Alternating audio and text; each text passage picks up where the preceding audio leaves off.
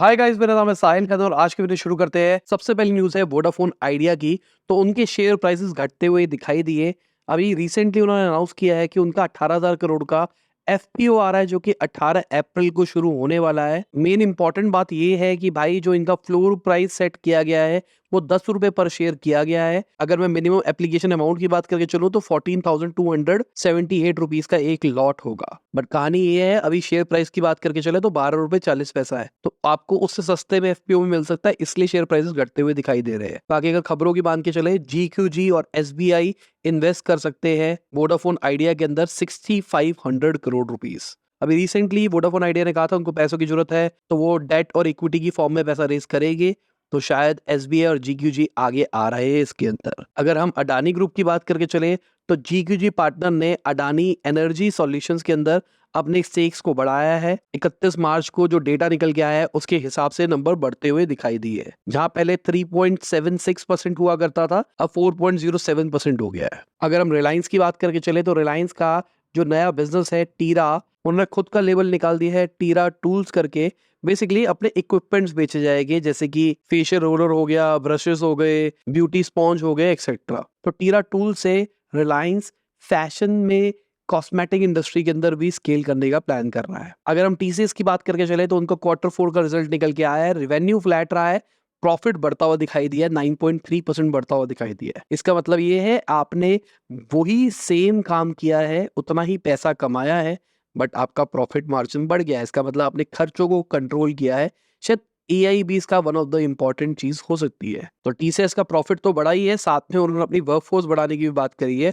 TCS ने 10,000 से ज्यादा फ्रेशर्स हायर किए टॉप कॉलेजेस से। जो भी पिछले कुछ टाइम से सूखा पड़ा हुआ था, वो सूखा अब सही होता हुआ दिखाई दे रहा है। सबको लग रहा था, इंक्लूडिंग मुझे, कि भाई अब हायरिंग उस लेवल पे नहीं होगी, बट 10,000 लोगों को हायर किया गया है, अच्छी चीज है। अगर हम जोमेटो की बात करके चले तो जोमेटो की भी शेयर प्राइस बढ़ते हुए दिखाई दिए, 270% बढ़े हैं उनके शेयर प्राइसेस पिछले एक साल के अंदर।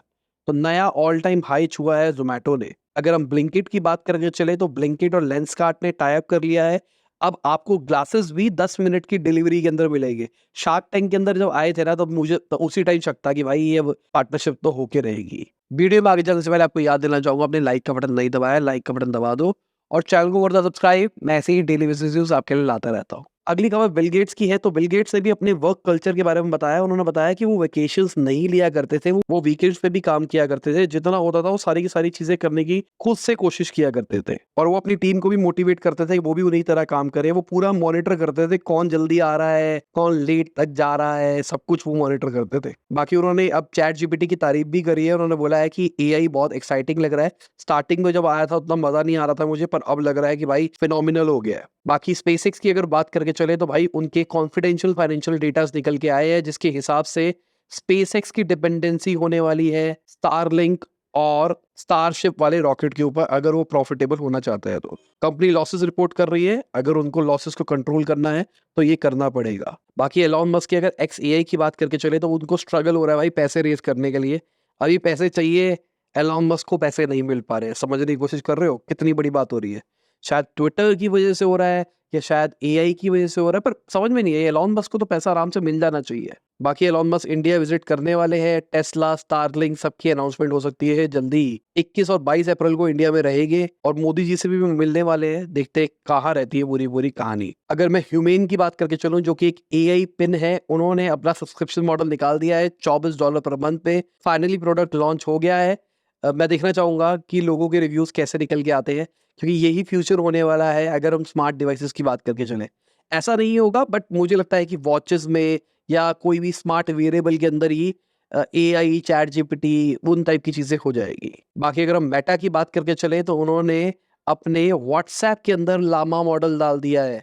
मेरे फोन में अभी तक अपडेट नहीं आया, मुझे समझ में नहीं आया कैसे इसका यूज करना है।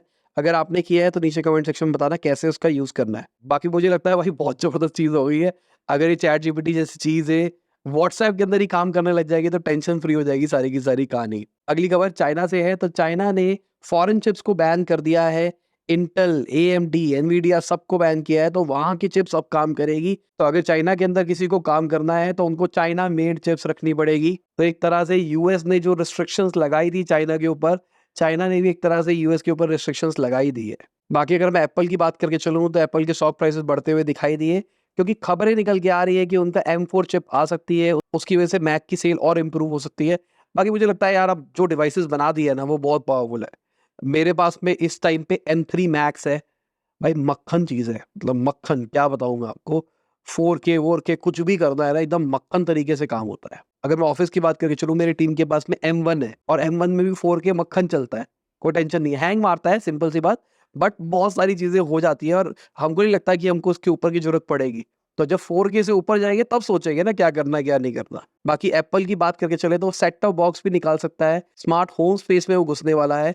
मतलब जो उनका एप्पल टीवी है ना, उसके अंदर वेबकैम वगैरह भी आ जाएगा और वो बहुत सारी चीज़ें कर पाएगा। पहले आने दो, फिर डिस्कस करेंगे इसके बारे में। अगली खबर यूरोपियन सेंट्रल बैंक की है, तो उन्होंने अपने इंटरेस्ट रेट को चेंज नहीं किया है। अब ये ट्रेंड भी बरकरार रह रहा है, सबके सब अपने इंटरेस्ट रेट को कंट्रोल ही रख रहे हैं।